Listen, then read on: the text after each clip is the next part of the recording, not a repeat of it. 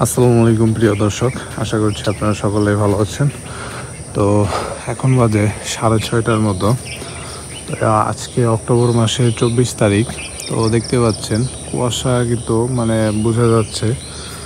তো শীতের যে আমেজটা সেটা কিন্তু চলে আসছে, দেখতে পাচ্ছেন চারপাশ হালকা কুয়াশা। তো আস্তে আস্তে কিন্তু এই কুয়াশার পরিমাণটা বাড়বে। এখন হয়তো বা অতটা শীত নাই, কিন্তু আস্তে আস্তে শীতের মাত্রাটাও বাড়বে, কুয়াশার মাত্রাটাও পাশাপাশি বাড়বে।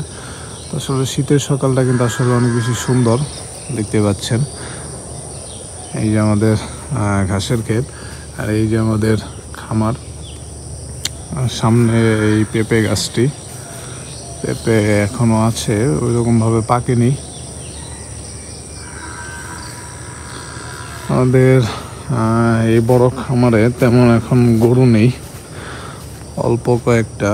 তো আগের পুরনো যে খামার, ওইখানেই মহিষগুলো আছে, যে ডাকতেছে, অবশ্য শুনতে পাচ্ছেন হয়তোবা।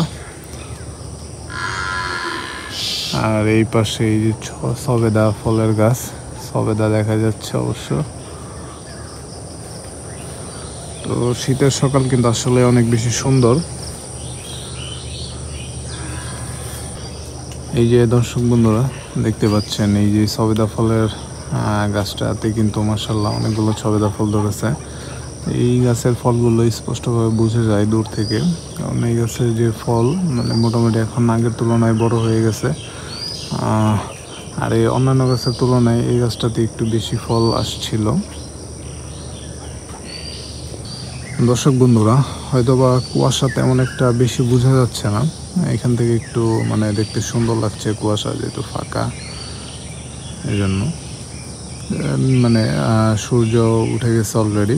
তো সূর্যের আপনারা বুঝতে পারছেন হয়তোবা ক্যামেরাতে। আর এই পাশটাতে হালকা কুয়াশা।